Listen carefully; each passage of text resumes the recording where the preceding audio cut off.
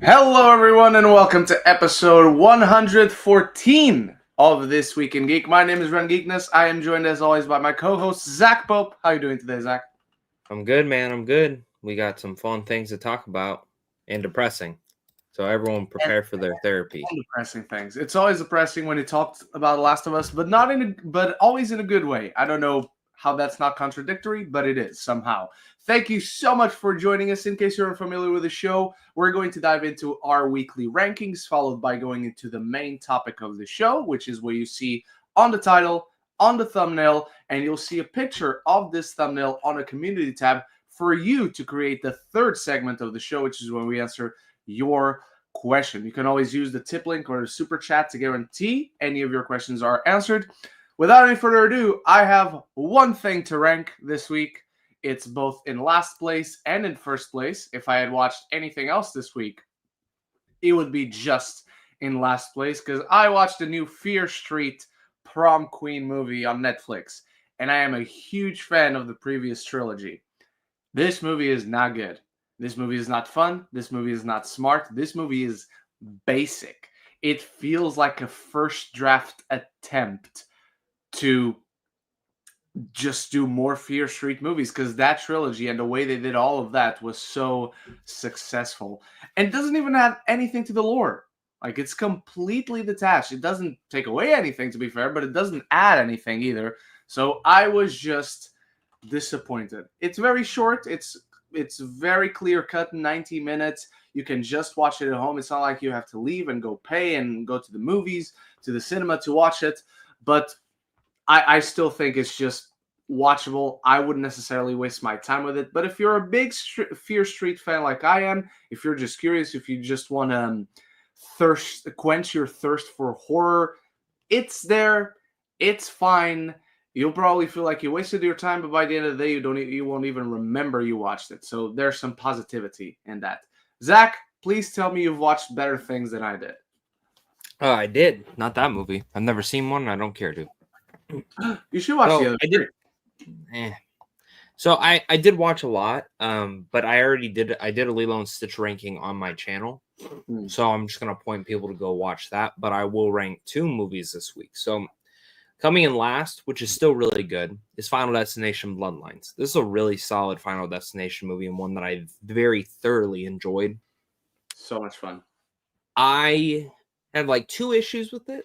One, the ending itself, while fun, I wish it wouldn't have ended that way. I wish a premonition would have happened. That I'll just leave it there. Second. Okay.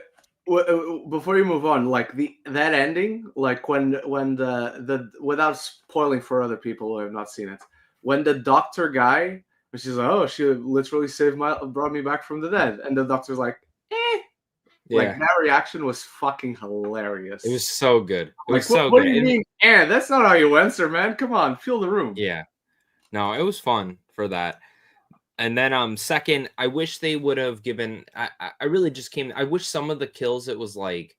I missed where it was like, it could be this, it could be this, it could be this, it could be this. Oh, it's this random thing over here. Where like I feel like every time they set up something, it was like all those things attacked them. It's just something nostalgic, but it was a really good time, and I think it's one of the better ones. But my number one for the week is Lilo and Stitch. I've seen the reactions from people. Seems I'm in the minority. Seems like I'm definitely in the minority. Same with my wife. My wife loved it. In fact, seeing her watch other people's reaction, like we've always wanted to start a podcast, and this week I think we're finally going to film the first episode because she wants to argue with people about some of the stuff that happens in the movie. There's only one issue, like genuinely, like I only have like one thing where I'm just like, and it's Zach Galifianakis' Jumba. I was like that from the start, and I was like that when I saw the movie. And the second he opened his mouth, I said, no. I still have to see it. Yeah. So, alrighty. And with that down, ladies and gentlemen, let's talk about The Last of Us. Season 2. Are we? Episode 6 came out last Sunday. Did it? It did, and it gave us the scene, the best scene in both of these games. The best earlier. Earlier. Earlier. And I'll tell you why. And I'll tell you why I they did know. it earlier. Because obviously we know we knew coming in they were splitting books game 2 into 2 seasons. Turns out apparently it's 3 seasons, which, having seen what happened so far in season 2, hell yeah, it should be three seasons. You also adapting the story of the game to the medium of television, where we're watching 7 episodes now, and I could complain about that all I want, but that's an entirely different issue. You need to have this scene in the same season where Joel dies. Spoilers, by the way, of things that happened 5 weeks ago. You cannot have this moment, this scene, the last moment they have together, in a separate season, which is why they should film seasons back to back. But again, that's another issue. I want to see this scene at the end. I want the scene to be part of the structural climax of the show, of the story. That's where it should be. But if you're adapting something, you need to adapt it properly for the medium. And that's what they did. I wouldn't be surprised if they add even more to this moment, to this conversation, than they've already filmed it. So they're just keeping it for whenever they have that moment again near the end, with Ellie's arc being fulfilled, not to spoil anything. Also, it's obviously because Pedro Pascal is going to be very busy from now on. He's going to be booked and busy, and as an actor, as a talent, he's going to get more expensive. So obviously they wanted to do this right now instead of let's let 6 fucking years go by, when season 4 comes out, we'll do this scene. They had to do it now. And you know this, Zach. Everyone watching, if you followed us since our podcast had a different name completely, you know that this scene, to me, is my favorite scene of the entire game, of both games. And I love this story, and one of the big reasons why I love this story is because of how well this scene is done. And they perfectly mirrored it in the show, but they added something that diminishes how powerful this scene can be. And I'll tell you what it is. It's the simple fact that in the games, Joel confesses his sin to Ellie, and their relationship fractures. And we essentially have all the flashbacks that we had. Yeah. And we see how that relationship is fracturing and fracturing and fracturing. Why the porch scene in the show doesn't quite work as well as the one in the game is because us human beings don't work like Ellie and Joel did in that moment in the show. This cannot be the moment where Ellie discovers the sin, where Joel confesses the sin, and at the same time be the scene where Ellie decides, you know what, I would like to at least try and forgive you. Because forgiveness is extremely fucking hard. It's one of the hardest things we have the capacity to do. And if you just put that moment, the moment where Joel confesses his sin, to Ellie at the beginning of the episode, after the flashback with Joel and his father, a young Joel and his father, perfect. No complaints. Because you create a perfect full circle for the whole episode in and of itself, but you also are telling the same story they were telling with this episode. Why they chose to be the flashback episode. Because I'm expecting, I don't watch the previews the next time on whatever's, but I'm expecting tomorrow or Mondays for me. Tomorrow's episode of The Last of Us for us to see Ellie is breaking. Ellie is not like coming back from this cynic, traumatized, brutal person that she's becoming, that Joel became when he lost Sarah. But essentially, that's my big issue with that scene is Ellie, especially a teenager, especially someone who deals with her feelings so immaturely for a reason, like Ellie, that should not be the moment where Joel confesses and the same moment where Ellie decides she wants to forgive him. You need to let that fester. You need that bubble up. You need to create friction with that, not create friction to reveal that.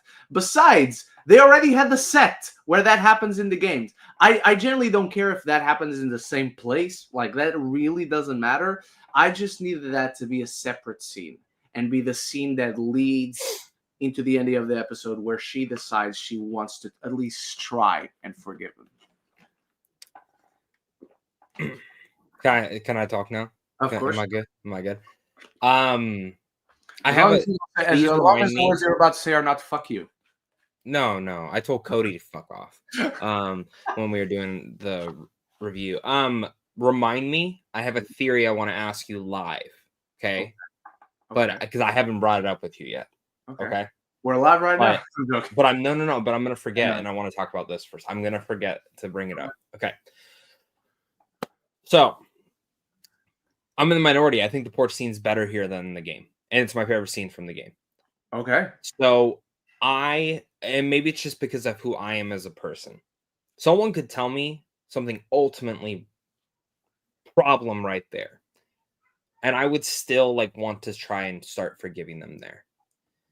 But I'll add this but. The context of that for me is if I already kind of knew deep down what that person was doing. It's like they finally told me though. You know what I mean? Like, let's put it that's a bad example. But let's say a friend lied to me, right? Not saying it's as bad as what Joel did. That friend didn't fucking kill a bunch of people. Fucking, fuck the world basically. But I've been in that space where I knew what they did. I basically just wanted them to tell me what they did. And for me, the way that I viewed the game too, I always viewed that Ellie knew. Deep down, she knew something was wrong. She just didn't know what. This one, I think she deep down knew, but she absolutely 1000% was sure when he lied to her again. And that scene with Eugene for me is a very fantastic scene. I'll add this. I loved all the new flashbacks here. The scene with his father, perfect. Brilliant. Perfect. Tony Dalton. I know you don't watch Better Call Saul, but fuck, man. But I was okay. I know. He's such a good actor, though. He's such a good actor. And he's like the main antagonist for the back half of that series. Oh, okay. I didn't know that. And he is terrifying. He'll do everything with a smile on his face. He'll slit an old lady's neck and then smile about it. He is same. That's a typical Tuesday. So I loved all the new scenes. And for me, the reason that I felt the porch scene worked was just because of how I relate as a human being. Everyone's different in terms of how they forgive and forget and stuff like that. And for me, I felt like what Ellie was feeling. I do agree. I would have preferred it to have happened in a previous spec, but it's their acting that just fucking takes it off. And my favorite addition to the scene was when Joel goes, when she says, "You did it because you're selfish," and he goes, "No, because I love you." And I'm like, oh, because he never said he loved her in the game. And I've had some issues with some of the nuances that they've put into this season. I think next week, if there's nothing big, I think we should just review the entire season. Yeah, as a whole, as a retrospect, because I have a lot more to say, in terms of my thoughts on this. But I've had an issue with in the game, Ellie never knew why Abby did it. Mm-hmm. In the show, she knows. Yeah, and I don't know how to feel about that. Does she really need to know? No, whatever. Again, I don't know the full picture. I haven't seen the full. Next Saturday needs to be an hour earlier, just so you know. I don't know if I can do that. I know. Okay. It's just I have to start an hour earlier. Okay. Well, either way, this sequence for me works. I get why I didn't for you. For me, I think it was just as strong, if not better. No, I don't mean to say the scene didn't work for me. I'm saying the way they did the scene, because of that little difference that turns out to be a big difference, undisputedly to me, the game version is better. And I'm someone coming into this season 1, of The Last of Us is better than Game 1 of The Last of Us. I will tell you that 100%, much. 1000%. I will I agree will on tell that. you that right now. I will say this though. This so far is not better than the game. No. And I'll say this, and maybe you feel the same way. It's weird. Every episode I watch, I think is great. I think it's almost fantastic. Mhm. But then I think like retrospect on the entire season, and I low-key feel a little bit disappointed. Yep. And I'll tell there's you what. one thing that you said that I want to talk about. Yeah. You said that there should be 2 more seasons. I honestly, No, when I saw that, said no, I know, but you were like excited about that. When I saw that interview, I was actually legitimately pissed off that they said that they wanted to do a 4th season. Now, originally when this was all announced, I was like, oh, you could easily do 3 seasons for this. And then they're like 2 and 3, and then they're like, maybe 2, 3, 4. That pisses me off because I felt the season was rushed. I felt the season was very rushed, and it pisses me off that it's only 7 episodes. Yeah. I don't feel the season was rushed. Why the fuck did they only have 7 episodes? Exactly. This is not a first season. This is not a series where they're trying to prove, oh, this material is good. This is a second season. Why are we shortening episodes for this? Yeah, for and this the episodes feel shorter than the first season. They feel shorter. I generally don't remember off the top of my head. Like, I don't remember runtime. No, they were like 50, 56. Yeah. We had a 90-minute episode with Bill and Frank. I remember that. That's the thing that pisses me off, is because that bottle episode, and you could even say the bottle episode with Ellie and her flashback, were fantastic. I would have liked more bottle episodes this season. There's material to do so. But like, for me, I'm very disappointed in the fact that like it just feels like you could have really taken their time when Ellie got to Seattle and showed her descent. They should have had more episodes. I'm telling you, they should have shot these back to back, season 2 1000%. Because the fact that now we're gonna have to wait. Exactly.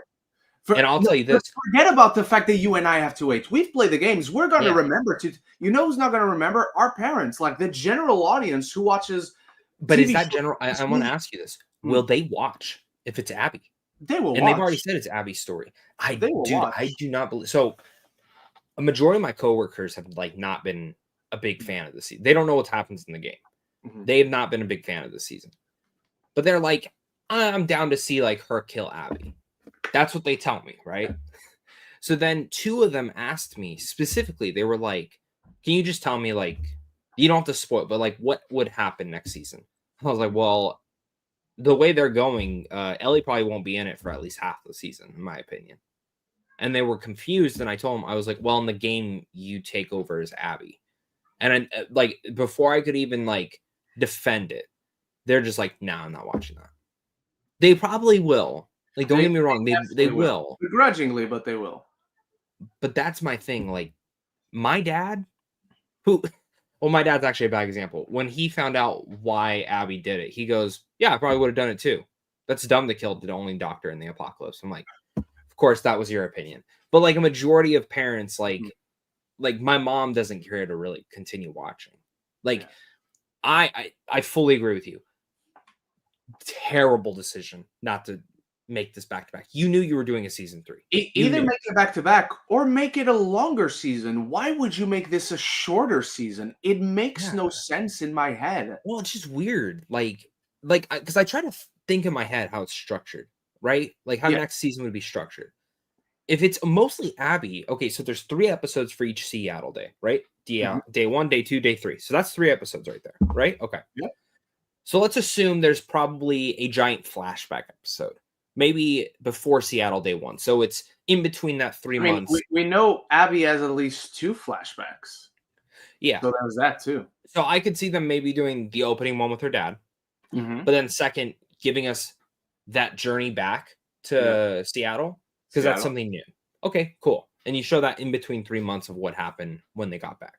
Okay, that's 4, right? Maybe 5. Maybe we'll just say 5, because maybe they'll extend it to 2 episodes. That's 5 episodes right there. So then Seattle's done, right? In between there, I could see them doing 1 bottle episode or 2. Yara and Love gets a bottle episode.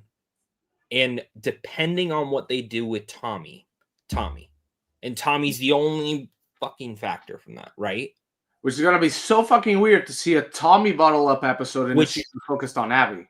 When that should have been in this season. Yeah. Because it fits perfect. You could have had Jesse come in and save him, do the flashback,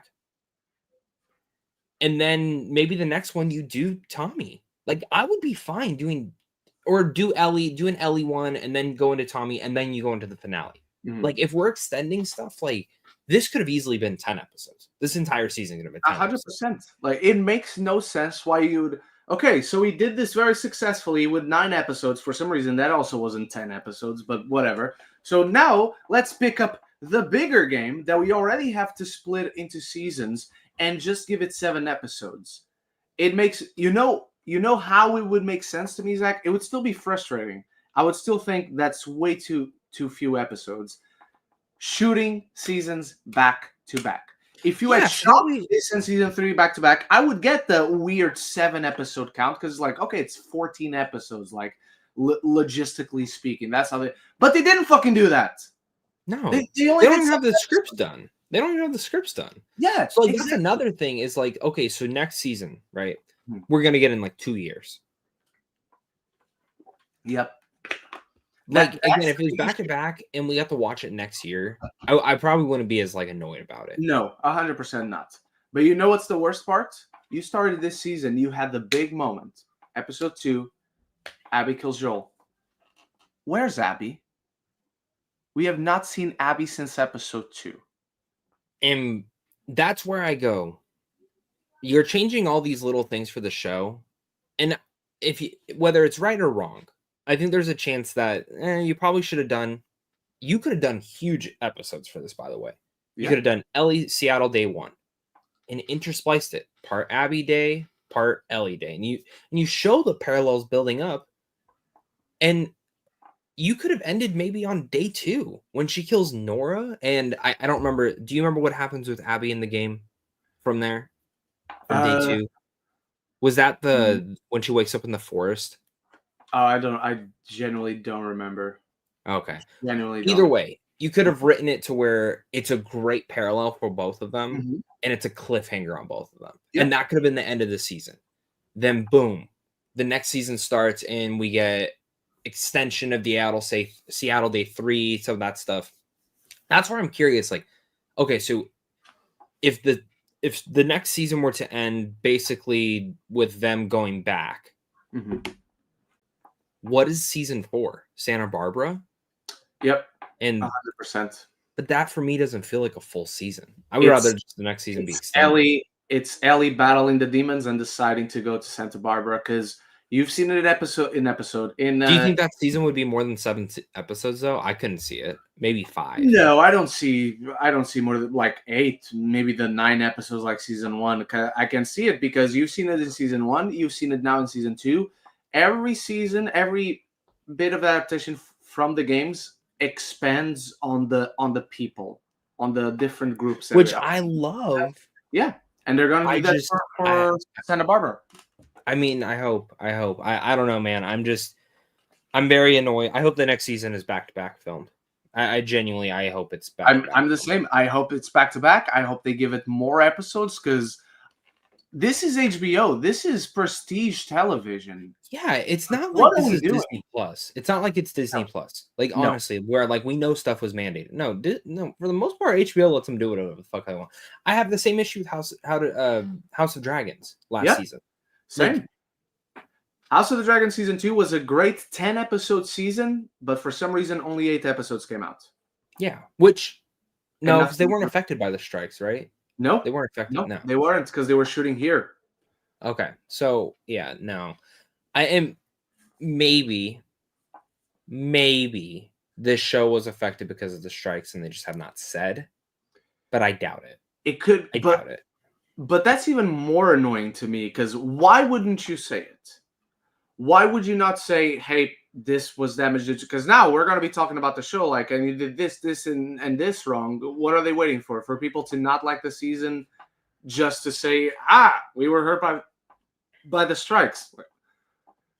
How do you want us to perceive things? That is a very, very important thing. I don't know, man. Like, back to back should have been done.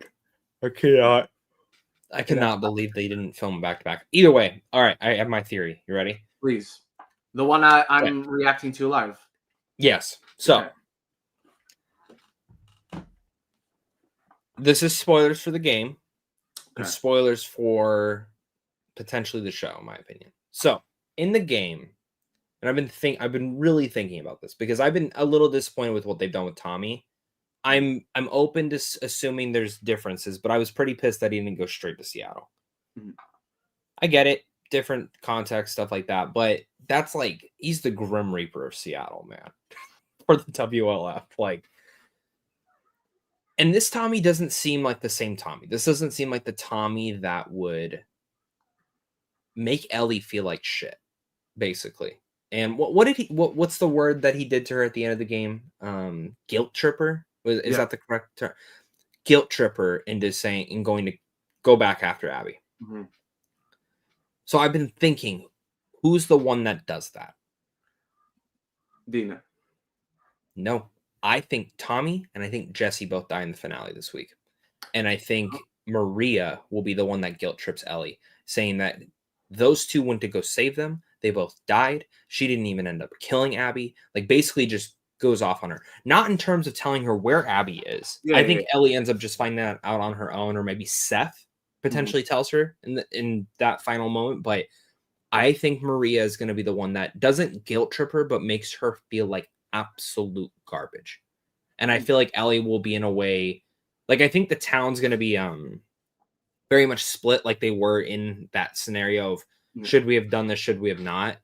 But I think some of the town will support in what Ellie did, and it's okay that Tommy and Jesse died. But I think for like Maria, who that's obviously her husband, the father of her child, she's going to be like, no. Like, she is never going to, I don't want to say trust, but also never accept Ellie into that community again, personally for her. Okay. And so that's my thing. I think if you're going, not saying they're going to do it, because that's a big deviation. But for me, in the way that they've been using Tommy, I could see them do this. I don't know how I would feel in it. Again, I need to see the whole story. That's really how it's going to come down to. Once I see the whole story, I might look back and be like, you know what? That was better than the game. I binged it all. It's better than the game. But yeah, that's my theory. What do you think? So are you saying like next week is the death in the theater, Tommy and Jesse? So this week, yes, 1,000%. 1,000%. That's how it is. I would hate that.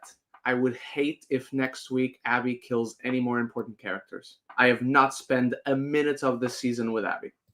She killed Joel, and I have not seen her since. No, I fully get that. She has not earned, as a character in the show, she has not earned killing anyone else. She has not earned me feeling any particular way about her. Because, okay, you killed Joel, like, I want you to die, but I haven't seen you since. Like, that surprise element to the game where, like, oh shit, I have to play as this person I hate, and then, oh shit, this is actually really interesting, blah, blah. If I had seen episodes focused on Abby, if I was like, oh, this next episode is focused on her, I have to follow this person that fucking killed Joel that I fucking hate, maybe, but I've not seen her since episode 2. She's barely been mentioned because so few people actually know her name. People are characters, the characters that we're actually following. I would genuinely dislike that decision because it strips away. I get it. I get it. Well, let me ask you this. Say they don't do this week. I still think they are. I think that is literally how the season's going to end. I've been thinking that since episode 4 or 5. Okay. Say it doesn't. Next season, it happens. Are you still okay with that happening and Tommy dying? And that's the direction they take for the guilt trip? I don't mind Tommy dying. I don't mind that at all.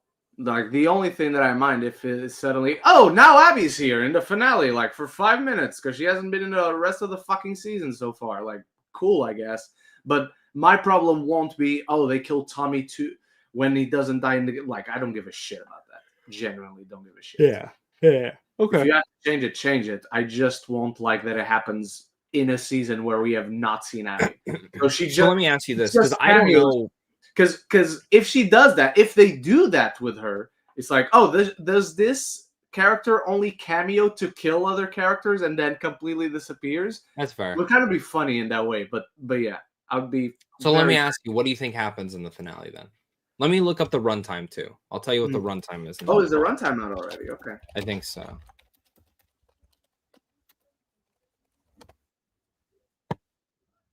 57 minutes.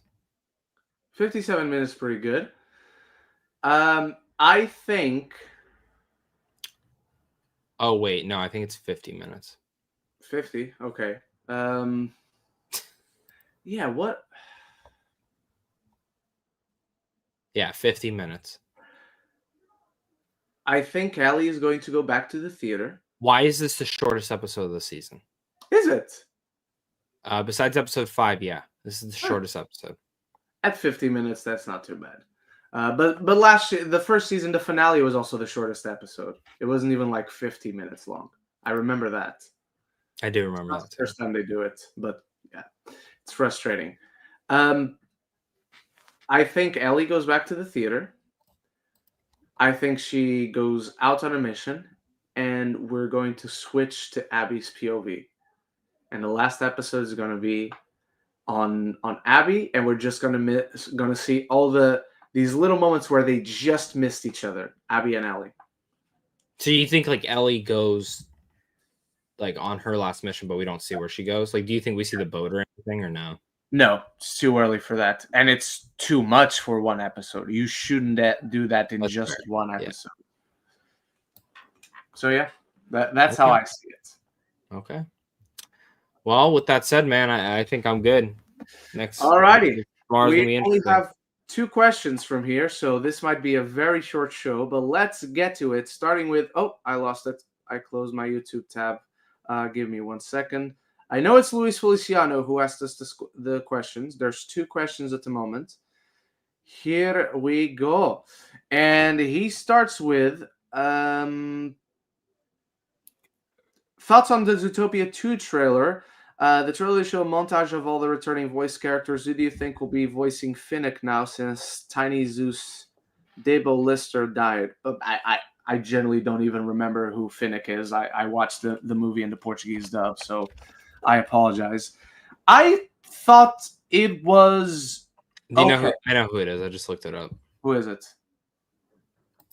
Is it the Godfather? It's the little hamster? No, it's I think he's that fox that like works with him. That does all the scams. Oh, the little hamster guy who eats the ice cream. Yeah, he's actually a fox. He's a fox? What? Yeah. Share the screen, please. What? It's been a while since I've seen Zootopia, but it's not been that long a while. Yeah, that's true. He's a fennec fox. Okay, fair enough. Yeah, I was remembering it wrong. I was remembering him as an hamster for some reason. But yeah, that's a fennec fox. I did not know he was voiced by. I don't even remember him speaking. But yeah, you don't remember him speaking? No, I do. Yeah. No, I have no idea who voices him. Maybe he doesn't even have a voice in this movie. He just like does this or just shows up and walks by, whatever. Yeah. He's clearly not working with Nick anymore. Other than that, I thought it was a fine trailer. I'm intrigued. It's weird as a teaser though. No story stuff, just weird as a teaser, like no lines. It's basically a music video. Yeah, the villain looks cool. I want to know what he looks like. Better not be a wolf. Yeah, true. Otherwise, DreamWorks is going to be knocking on their door. Yeah. But I'm still very excited for the film itself. Like, none of my issues with this teaser took away any of my excitement for the actual movie because I love the original. I've always wanted a sequel. Why did we have to wait 9 years for it? Almost the full 10 years? Because it's going to come out like 3-4 months before the 10th anniversary of the original Zootopia. So yeah, fine teaser. There's not really too much to talk about with it. That's the thing. But yeah, other than that, I'm still excited for the movie. What about you? Yeah, I did a reaction and expected dialogue and was very confused with montages, but it was cute. It was cool to see, you know, who's returning, new areas, the villain. The animation looks better. Obviously, it's been 9 years later, so yeah, like you said, why did we wait so long? Because Disney doesn't like to make money, apparently. Big Hero 6, this. Why have we not gotten just a straightforward Mickey Mouse animated film? Well, I do get them not making a Mickey Mouse movie. I don't. I do not. It's their image. Mickey Mouse is their image. If the movie's badly received, ooh, your entire brand is in danger. That's okay. Not okay. Let me get my own movie again. I wouldn't greenlight a Mickey Mouse movie. I'm telling you right now.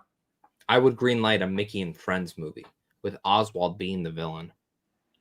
I would greenlight that if it was a show on Disney Plus. I mean, Oswald's getting a show, so yeah, that's true. All right, what's next? Luis Feliciano asked, thoughts on Avengers Doomsday and Secret Wars getting delayed to December 2026 and December 2027. All those movie studios that had movies in December 2026 just looked at their calendar and went, fuck. Very out loud. And not in like a capital F. No. Capital F. Because you have Shrek, you have Ice Age, which that's also Disney. That one's just going to get moved. You have Dune. You have, there was like, what, 2 more, I think. But either way, those are all getting moved. Dune's going into 2027. Wouldn't it be shook if Shrek either gets moved up or pushed back just a hair? Yeah. Maybe they keep it. When is the next Avatar coming out? Is it this year? 2029, I think. 3? Avatar 3? No, 3 is this year. Oh, okay. 4. Okay. And then 4 is, I think 4 is 2029, and then 5 is 2031. Oh, wow. We need to stay alive for that long, huh? Shit. Okay. I'm not shook on 4 being that long. I was asking because, okay, so the 3rd is this year. Surprised we don't already have a trailer because the first trailer for Way of Water came out to do it with Doctor Strange. I was really shook it wasn't with Thunderbolts. I thought they were going to do it with Thunderbolts like they did with Doctor Strange. Probably with Fantastic Four at this point. Yeah, probably. Because the Way of Water, they released they did an event like with when Doctor Strange was coming out. And well, that's my other thing. Like, I thought maybe Mission Impossible and Lilo and Stitch.